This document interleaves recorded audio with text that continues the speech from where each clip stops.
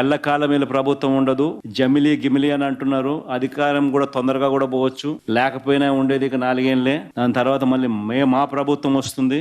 మీరు చేసిన illegal activities ని దగ్గరుండి బయటకు తీస్తాం. ఏదో రిటైర్డ్ అయిపోయి వెళ్ళిపోతారు అనుకుంటున్నారేమో, రిటైర్డ్ అయిపోయినా పిలిపిస్తాం. లేకపోతే తిరుపతిలో సుబ్బరాయుడు ఉన్నాడు, చంద్రబాబు నాయుడు తెలంగాణ నుంచి తెచ్చుకున్నాడు డెప్యుటేషన్ మీద. ఆయన ఏదో డెప్యుటేషన్ మళ్ళీ తెలంగాణ వెళ్ళిపోతాను అనుకుంటున్నాడేమో, తెలంగాణ నుంచి మళ్ళీ పిలిపిస్తాం. 7 సముద్రాల అవతలున్నా కూడా పిలిపిస్తాం. ప్రతి పోలీస్ ఆఫీసర్కు చెప్తా ఉన్నాం, చూస్తూ ఊరుకోం. చట్టం దగ్గర దోషులుగా నిలబెడతాం. నేను కేసీఆర్ గారు అంత మంచోని కాదు. మళ్ళా మన టైం వస్తుంది, మళ్ళా బరాబర్ మన టైం వస్తుంది. వచ్చినాక పేర్లు రాసి పెట్టుండ్రి, ఒక్కొక్కరిని ఏమేం చేయాలో అని చేద్దాం. వదిలిపెట్టే సమస్య లేదు. దబ్బన కొంతమంది అనుకుంటారు మేము రిటైర్ అవుతాం, ఇంటికి పోతాం, మమ్మల్ని ఏం బిక్తారు అనుకుంటున్నాము.